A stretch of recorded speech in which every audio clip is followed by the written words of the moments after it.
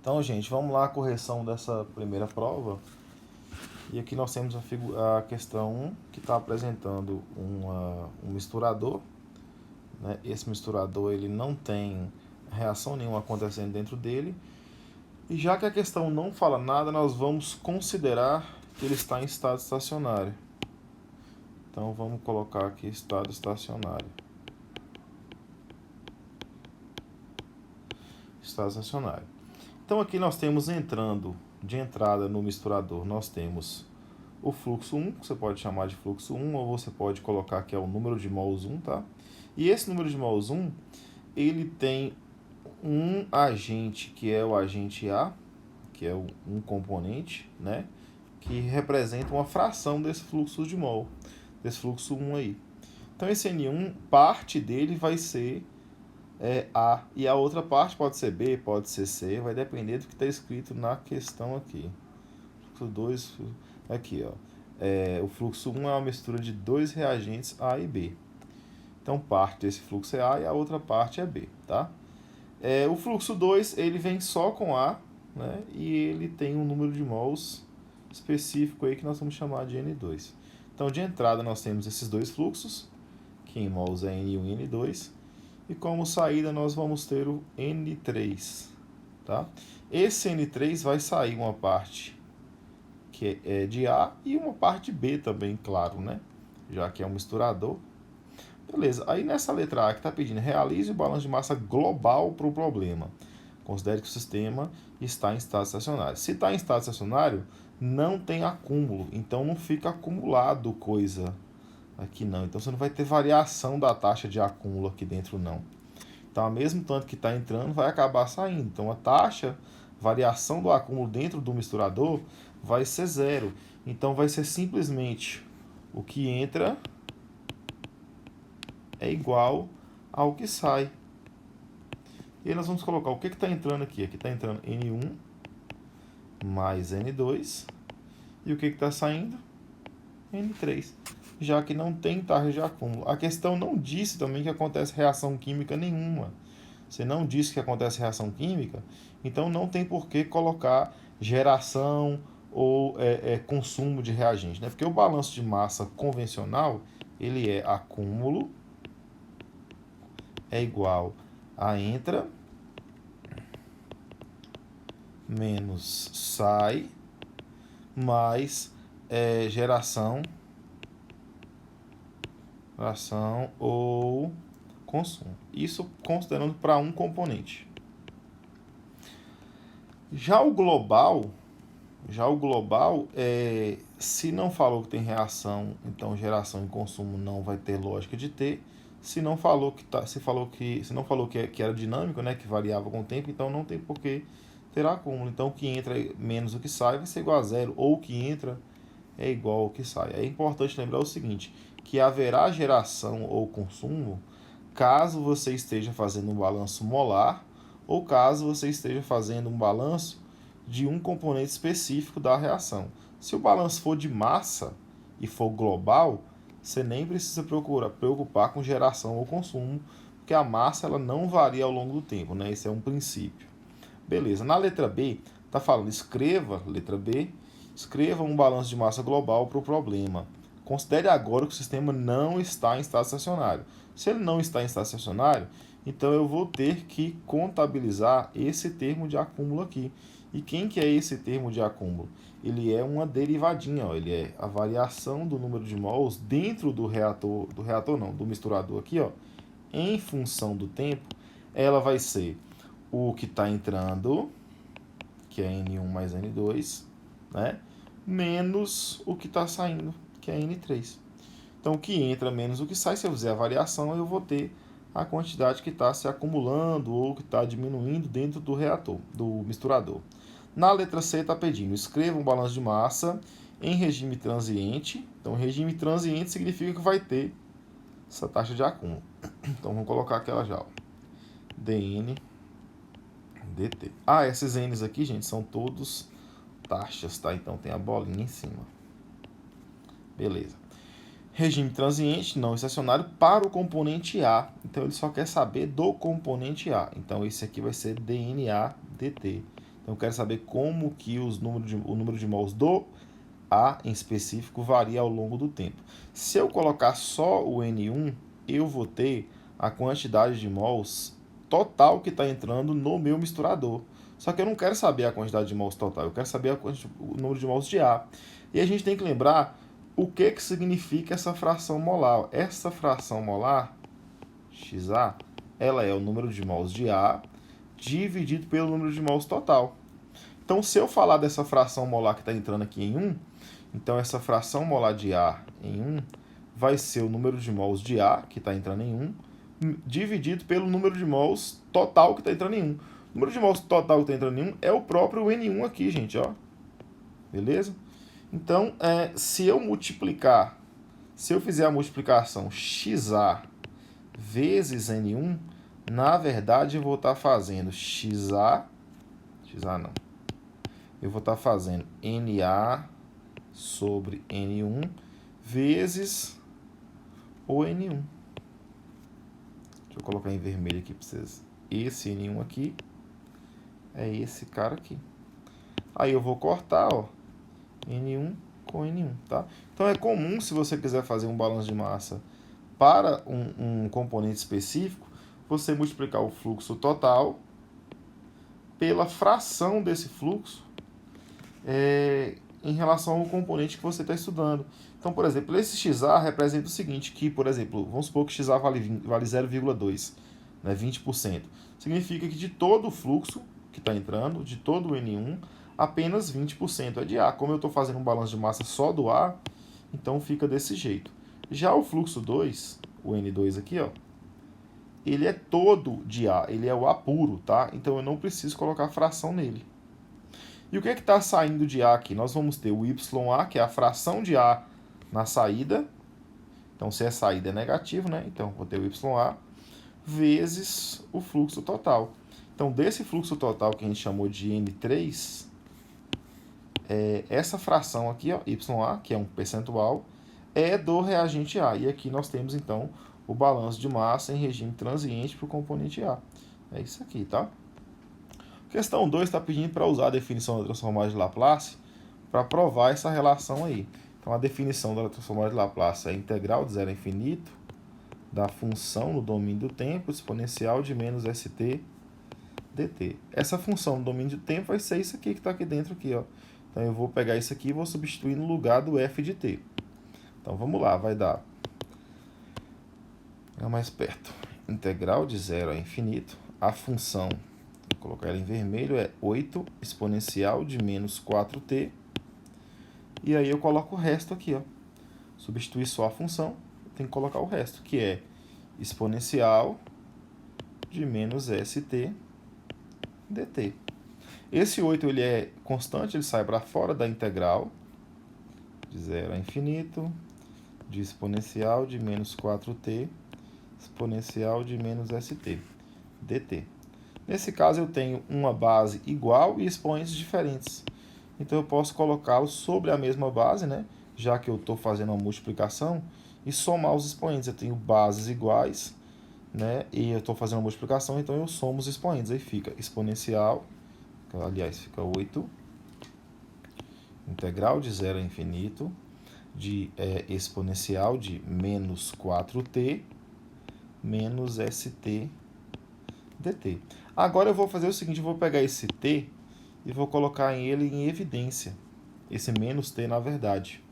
Então, fica 8 integral de 0 a infinito de exponencial de menos t que multiplica.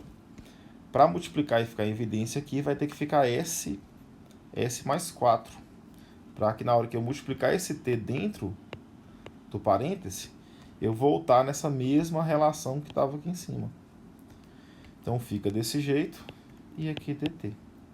Agora eu posso fazer uma substituição, ó, chamar u de menos t s mais 4, por isso a derivada de u vai ser a derivada desse termo aqui, né? Então vai dar menos s mais 4 dt, e aí eu isolo o dt, né? Isolando o dt, o menos s mais 4 vai passar para o outro lado, dividindo. Aqui é du, gente. du. Então, fica du sobre menos S, ao parêntese, mais 4 é igual a dt, beleza? Então, essas relações aqui, ó, eu vou substituir na minha integral. Então, vai ficar 8 integral de 0 a infinito de exponencial d. Onde era menos S aqui, ó, eu vou colocar U. Onde era dt, eu vou colocar du sobre menos S mais 4. Então, esse menos S mais 4 ele é constante.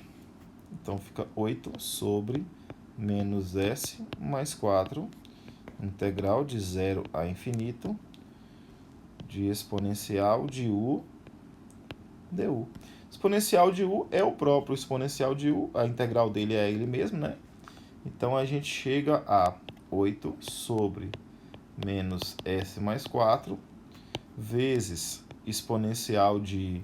Quem que era o U que a gente chamou aqui? A gente chamou UD, menos S, menos T, de S mais 4. Então, vou voltar para a fração normal, né? Menos T de S mais 4. E eu vou aplicar o limite nisso de 0 a infinito. Então, esse menos aqui, ó, vai servir para a gente colocar esse exponencial no denominador. Então, vai ficar 8 sobre menos S mais 4, que multiplica 1 sobre... Aí que eu já vou aplicar os limites, tá? Então, fica exponencial de menos. O limite superior é infinito. Aqui vai ficar mais, né? Porque eu troquei o sinal. Então, vai ficar mais infinito. S mais 4. Menos 1 sobre exponencial de 0. S mais 4. Ó, quando eu tenho um número pequeno sendo dividido por um número muito grande, ó, esse exponencial elevado a infinito aqui, vai dar um número muito grande. Então, qualquer número dividido por um número muito grande, aplicando o limite, eu tendo ele a 0. Um número dividido por exponencial de 0, exponencial de qualquer número elevado a 0, ele dá 1. Então, aqui embaixo dá 1, né? Então, aqui eu vou ter 1 dividido por 1. Então, aqui eu vou chegar à seguinte expressão. Eu vou ter menos 8 sobre S mais 4, que multiplica 0, aliás, menos 1, que dá, né, multiplicando o sinal aqui, ó, menos com menos dá positivo, então dá mais 8 sobre S mais 4.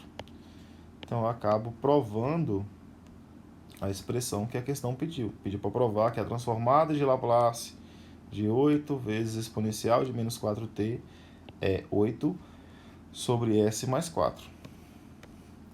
Nessas questões aqui teóricas, nós pedimos para provar o teorema do valor final, o teorema da linearidade e da translação real.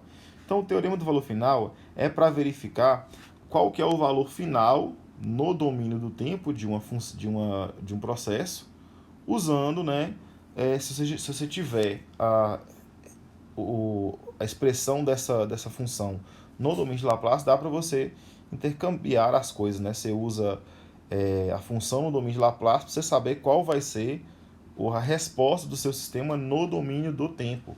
Então, como é que é escrito esse teorema, né? A utilidade dele é essa, mas ele é escrito assim, ó.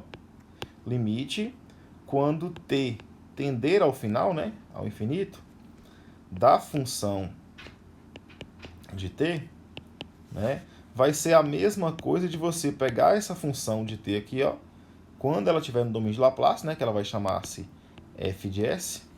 Se você tender s a 0 e você multiplicar um s aqui antes, ó, vai dar o mesmo valor. Com isso, eu consigo saber se o meu sistema vai ser estável ou não. Por exemplo, na hora que eu colocar esse s vezes a função aqui no domínio. Se eu aplicar esse limite aqui, ó, e o resultado der infinito, né? Se isso aqui der infinito, então do lado de cá também vai dar infinito. Então significa que o meu sistema é instável. O teorema da linearidade, que é a letra B, permite que a gente use uma propriedade que já é comum a gente usar em integrais, que é colocar a constante para fora da integral. E se a transformada de Laplace ela parte de uma integral, então nela a gente também pode aplicar esse teorema da linearidade. Então, a transformada de Laplace é uma transformada, uma transformada linear. Então, qual que é a jogada? Se você tem uma integral de, por exemplo, de 3 dt, é a mesma coisa que 3 vezes a integral de dt. Como esse 3 é constante, eu posso jogar ele para fora. Então, no Laplace, né, como é que isso ficou escrito? Né, por exemplo, você tem a transformada de Laplace de a, que é uma constante, vezes uma função do tempo. Isso é a mesma coisa que a vezes a transformada de Laplace de uma função do tempo. Aí, galera, teorema da translação real. Esse teorema vai servir quando a nossa função tiver atraso. Isso é comum de acontecer na engenharia química. Então, se a sua função é uma função que tem atraso, ela vai ser representada assim, ó. Ela vai ter o t, né? Só que essa função, ela só vai... esse t, por exemplo, se o tempo valer 5, ele vai ser 5, só que antes disso você vai ter que tirar o t0, que é o atraso. Vamos supor que o atraso é de 3 segundos. Então, quando o tempo valer 5, esse aqui vai ter 3, então 5 menos 3 vai ser 2, na verdade, que vai entrar na função real, né? E como transformar isso no domínio de Laplace para resolver nossos problemas, né? Isso aqui vai ser o exponencial de menos s vezes t0, certo? Vezes a função no domínio de Laplace. Então, você vai como se fosse ignorar esse t0, né? Esse t0 você vai jogar ele como se ele fosse o, o, o e elevado a menos st0 e vai multiplicar pela transformada da função de t. Você vai considerar só a função de t para você poder fazer a transformada, tá? Quando você for voltar para o domínio do tempo de novo, aí você volta neste formato aqui inicial, tá? Então, por exemplo, se t0 vale 3, né, no domínio de Laplace seria exponencial de menos 3s vezes a função do domínio de Laplace normal, tá? Essas próximas questões aqui, elas são mais chatinhas de fazer, mais longas, mas vamos lá. Então, as equações abaixo no domínio de Laplace, está pedindo para fazer expansão em frações espaciais para tomá-las no domínio do tempo. Aí aqui eu já fiz a expansão inicial, né? Aqui nós temos um denominador que tem duas raízes iguais. Aí eu tenho que expandir em duas partes, a e b. Lembrando que a primeira parte é ao quadrado e a segunda parte é elevada a 1. Joia? E o c é referente a essa parte aqui do s mais 5. Ó. S mais 5 aqui e aqui eu tenho c. Então, o meu objetivo é achar os valores de a, b e c. Porque na hora que eu achar os valores de a, essa fração aqui, ó, essa fração a, pode valer 2, 3. Essa fração eu consigo passar ela para o domínio do tempo. Então, é para isso que a gente usa a expansão em frações parciais. Essa fração enorme aqui, ó, essa daqui, eu não consigo passar para o domínio do tempo, não. Mas já essa outra aqui eu consigo, ó. Isso aqui tem na tabela lá, é só passar. Então, eu tenho que achar o valor de A, B e C para conseguir passar, beleza? Para achar o valor de A, então, eu vou multiplicar a equação toda, né? Tanto o lado esquerdo quanto o lado direito, eu vou multiplicar por s mais 2 ao quadrado. Então, vai ficar assim, ó. Deixa eu reescrever essa equação aqui. 4s sobre s mais 2 ao quadrado vezes s mais 5 é igual a sobre s mais 2 ao quadrado mais b sobre s mais 2 mais c sobre s mais 5. Aí eu tenho que multiplicar agora. Deixa eu copiar isso aqui primeiro, que talvez eu precise disso aqui mais tarde.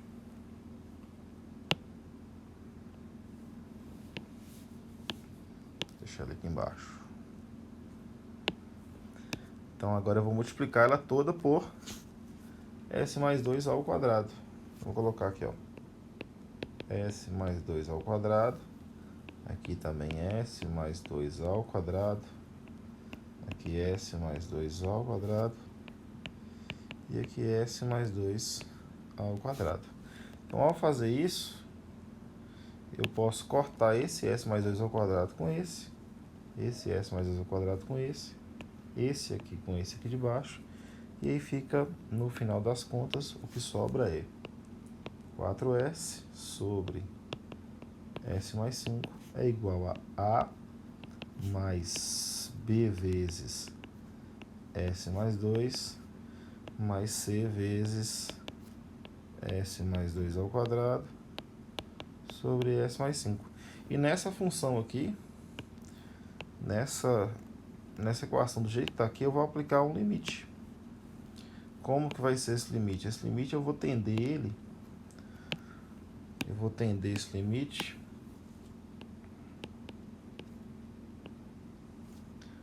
para S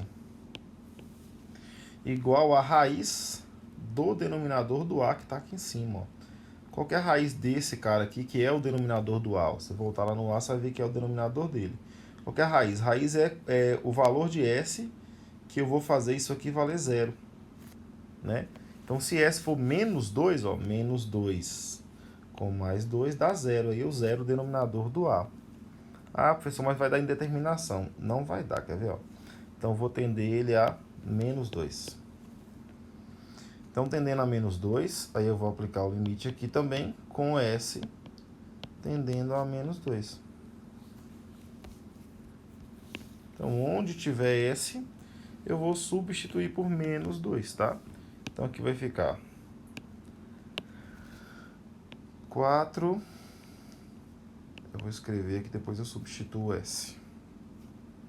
É igual a A mais B vezes isso aqui mais 2, mais C vezes isso aqui mais 2 ao quadrado, sobre mais 5. Então, vamos colocar os S's agora. É 4 vezes menos 2, menos 2 mais 5. Aqui também tem um menos 2. Aqui tem um menos 2. E aqui embaixo também tem um menos 2. Então, percebam que menos 2 mais 2 aqui, ó, vai dar 0, né? C vezes 0, então 0C também.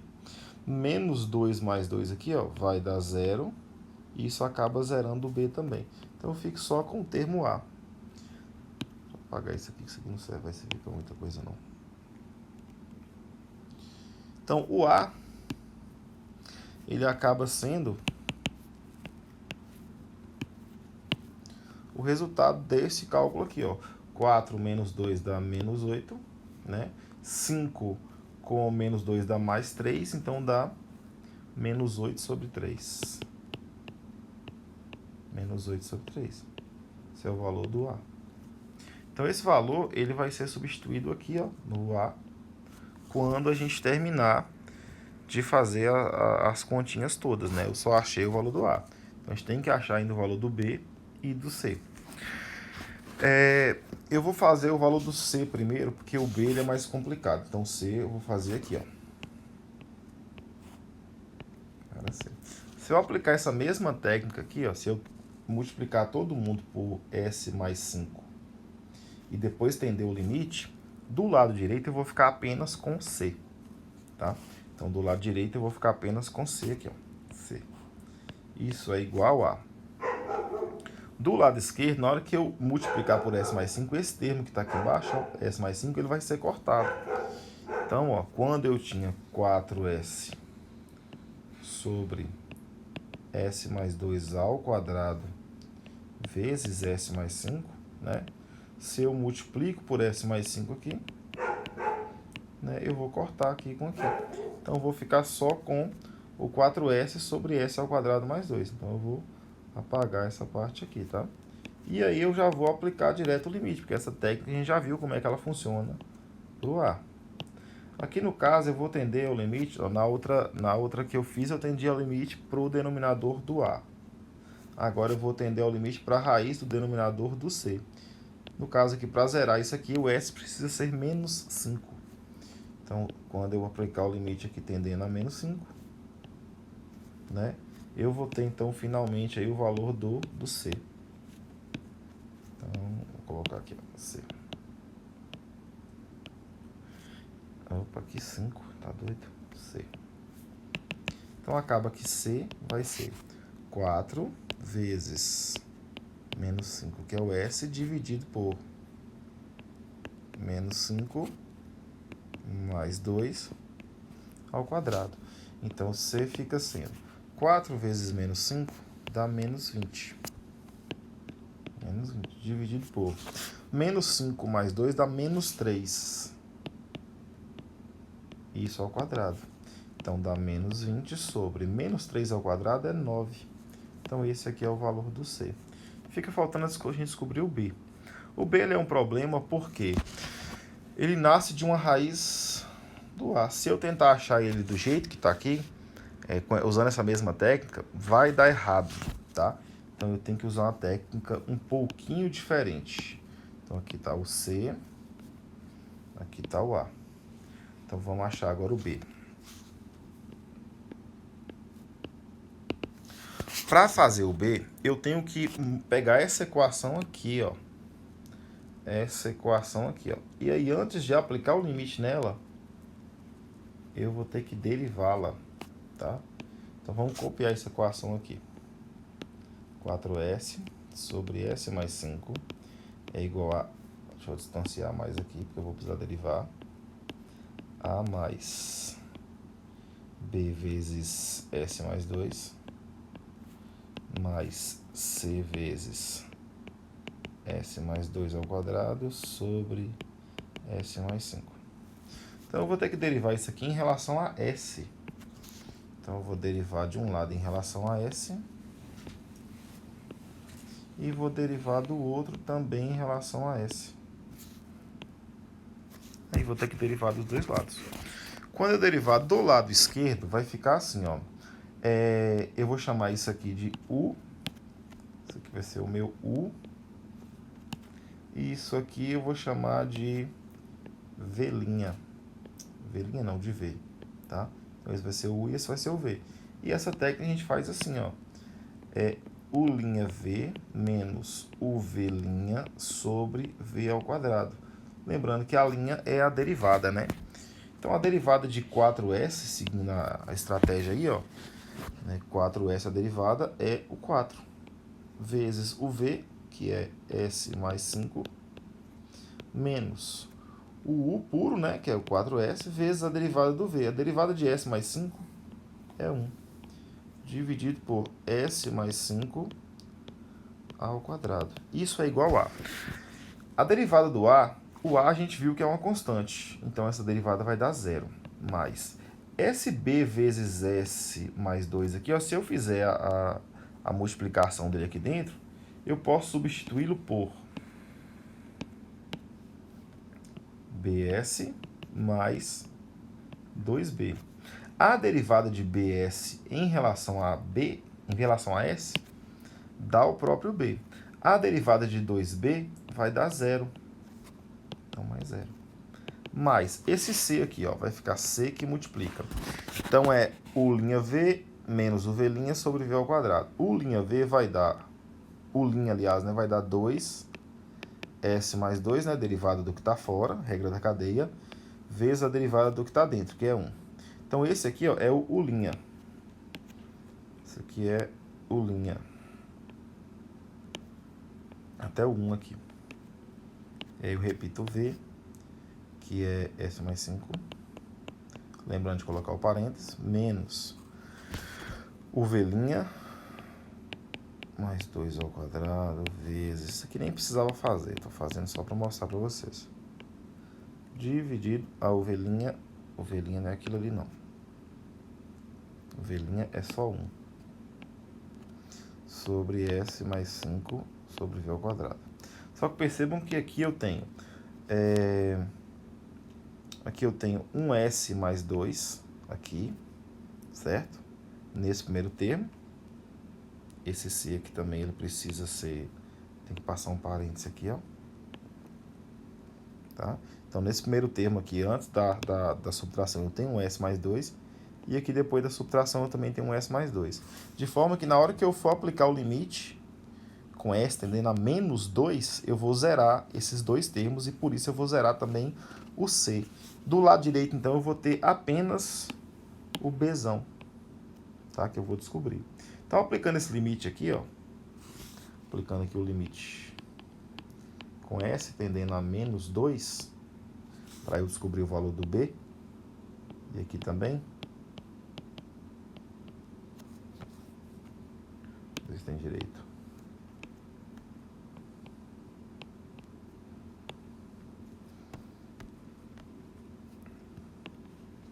Eu vou ter, ó, 4 vezes menos 2 mais 5, menos 4 vezes menos 2, sobre menos 2 mais 5 ao quadrado é igual a B mais C vezes. Isso aqui, ó, quando eu colocar menos 2 aqui, ó, vai dar 0.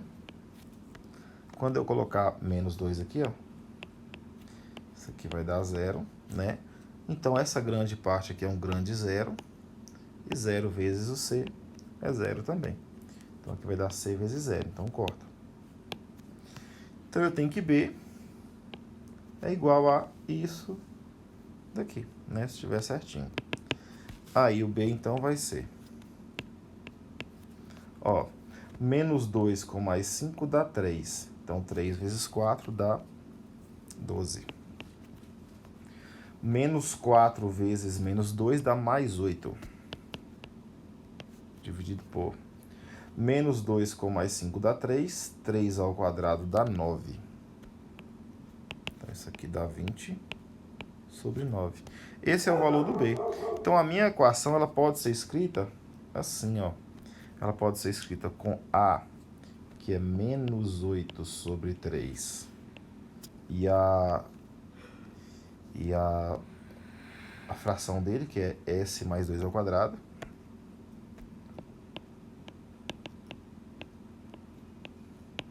Com mais o B, que é 20 sobre 9.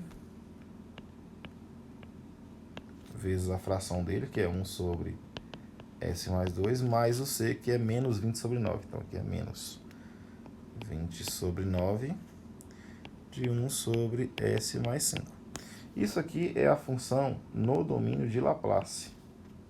Deveria ser um Y maiúsculo. No domínio do tempo, isso fica menos 8 sobre 3, né? Essa função aqui ela é conhecida, ela é t elevado a 1 exponencial de menos 2t, com mais 20 sobre 9. Essa função aqui ela é conhecida, ela é exponencial de menos 2t no domínio do tempo, com menos 20 sobre 9. Essa função também é conhecida, é exponencial de menos 5t. Então, aí nós passamos para o domínio do tempo a função, tá? A gente vai fazer o mesmo procedimento para a letra B. Só que na letra B vai ser mais simples, vai ser só mesmo multiplicar, né? Então, aqui nessa letra aqui eu vou ter A sobre S mais 2, mais B sobre S mais 4, mais C sobre S mais 3. Então, para achar o A, eu vou multiplicar todo mundo por S mais 2 e depois estender o limite. Então, A ele acaba sendo 4S, S mais 1, sobre... Eu já vou abater o S mais 2 aqui, tá? Vai ficar S mais 4 vezes S mais 3. Fazendo melhor, eu já posso trocar o S pelo menos 2, que é o limite aqui, ó. Então, vai ficar 4 menos 2, opa, mais 1, sobre menos 2 mais 4, menos 2 mais 3. Então, essa conta aqui vai resultar no 4, né? Então, aqui é menos 8, que multiplica menos 1, dividido por, ó, menos 2 com mais 4 dá 2, aqui dá 1. Então, dividido por 2, isso aqui dá mais 8 por 2, que dá 4. Para o B, fazendo de forma mais direta, eu vou multiplicar todo mundo por S mais 4. Então, ao multiplicar, esse termo aqui vai cortar, ó. E depois eu vou tender os S que sobram, que são esse aqui, para a raiz do denominador do b, que é menos 4. Então, vai ficar 4 vezes menos 4, que multiplica menos 4 mais 1, sobre menos 4 mais 2, menos 4 mais 3. Então, aqui vai dar, para o denominador, menos 4 mais 2 dá menos 2. Menos 4 mais 3 dá menos 1. 4 vezes menos 4 dá menos 16, que multiplica menos 4 mais 1 dá menos 3. Tá? Então, ó, menos 2 vezes menos 1 dá 2, né? Aqui nós temos 16 e aqui 3. Então, corto esse 2 com o 16, dá 8. Deixa eu ver se eu fiz certinho. Pananã. Menos com menos dá mais, menos dá mais. Joia. Então, isso aqui dá 8 vezes 3, que é 24. Então, esse é o B. Já o C eu vou multiplicar todo mundo por S mais 3. Então, eu corto por S mais 3 aqui, né? Eu corto o S mais 3. E o resto, eu tendo os S, eu vou tender a menos 3. Então, vai ficar 4 vezes menos 3. Menos 3 mais 1, dividido por menos 3 mais 2 e menos 3 mais 4. Então, C vai dar. Aqui no denominador nós temos menos 3 mais 2, que é menos 1, e menos 3 mais 4, que é mais 1. No numerador nós vamos ter 4 vezes menos 3, que é menos 12, e menos 3 com mais 1, que é menos 2. Essa multiplicação aqui. Então, menos 12 vezes menos 2 dá mais 24. Menos 1 vezes 1 dá menos 1. Então, isso aqui dá menos 24. Então, já voltando para o domínio do tempo, né, como é que fica? O A vale 4. A função do A em relação a esse denominador aqui, né, é 1 sobre S mais 2. Então, é exponencial de menos 2t. O B vale 24 e o denominador dele é 1 sobre S mais 4. Então, isso é exponencial de menos 4t. E o C vale menos 24. Então, menos 24. Como a função dele aqui ó, é 1 sobre S mais 3, né, no domínio do tempo, isso aí representa exponencial de menos 3t. Joia? Agora vamos para a última questão, que é essa de diagrama de blocos. Nessa de diagrama de blocos, eu primeiro eu tenho que tentar reduzir os blocos do centro. São esses aqui, ó. Esses dois, né? E aqui, como vocês podem notar, eu tenho uma retroação, ó. Olha a seta aqui, ó. Eu tenho uma retroação. E para a retroação, como é que a gente faz? Eu pego o que está entre a entrada e a saída e coloco em cima. Então, vamos lá. O que está entre a entrada e a saída é 1 sobre S mais 5. Beleza, coloquei ele em cima. Aí eu divido por 1, troco o sinal, aqui é menos, então aqui vai ficar mais. E tudo que tiver entre o retorno e a saída, eu coloco multiplicando. Então, entre o retorno e a saída, você tem S mais 3, que multiplica 1 sobre S mais 5. Então, isso daqui que a gente fez, a gente pode substituir esses dois blocos aqui, ó. Esse bloco e esse bloco a gente pode substituir por esse bloco grande. Então, o nosso diagrama, ele passa a ter o seguinte formato. Ele passa a ser U de S, né? Aqui tem um ponto de soma e aqui tem um retorno.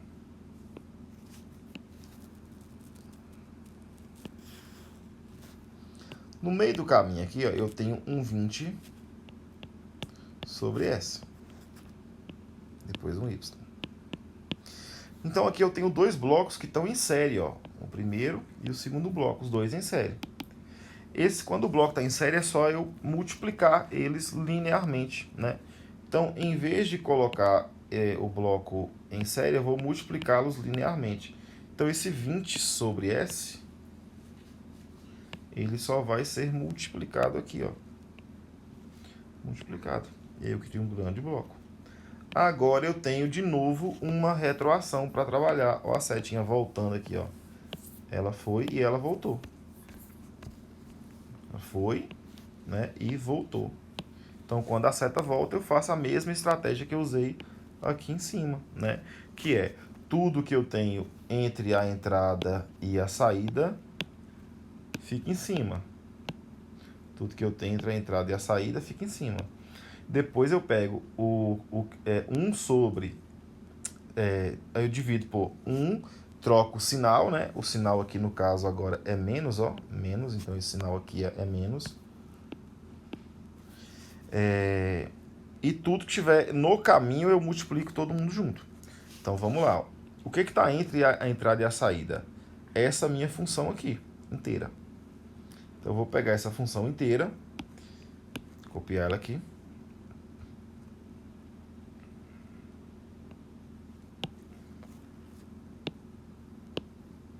Essa minha função inteira aqui, ela tá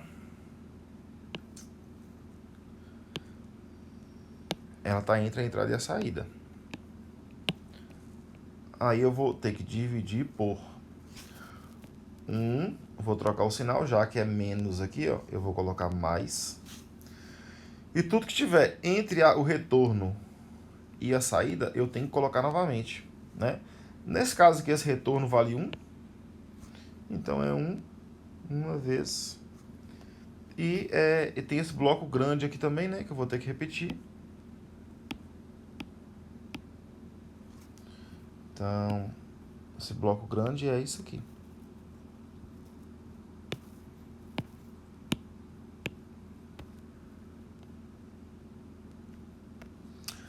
Então, isso daqui, ó, se eu fizesse isso aqui, ó, esse bloco aqui, ó, seria um bloco só para esse diagrama de bloco, que entra U de S e sai Y de S. É lógico que tem como esse bloco você organizar ele matematicamente, tem que usar de algebrismo, mas não era isso que eu queria na prova, eu só queria saber se vocês conseguiam ajustar os blocos, fazer matemática com os blocos. Então isso aqui para mim já estava satisfatório, tá?